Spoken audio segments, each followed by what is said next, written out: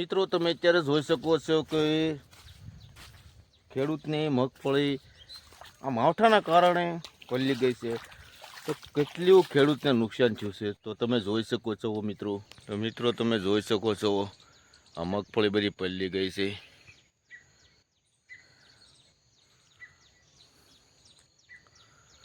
કપામાં પણ મિત્રો જો આવી હાલત થઈ ગઈ છે. કપા અત્યારે ફૂલ તવડેલા હતા, તો આ માવઠાના કારણે કપાનો પાક ફેલ થઈ ગયેલો છે. ખેડૂતની વેદના તો ભાઈ ખેડૂત જ જાણી શકે. તો મિત્રો અત્યારે તમે જોઈ શકો છો કે મગફળીના અત્યારે અહીંયા કાઢેલી છે રાપેથી.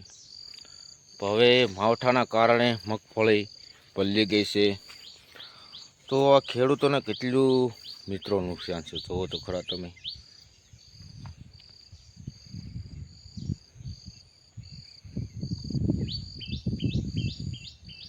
તમે જોઈ શકો છો કે નિરણ છે ઝાર વાવેલી તે પણ આડી ઢળી ગઈ છે.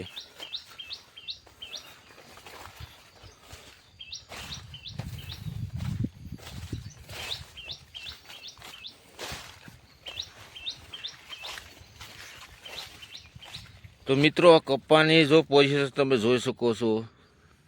અત્યારે કપામાં પણ એટલી નુકસાની છે. આ માવઠાના કારણે મિત્રો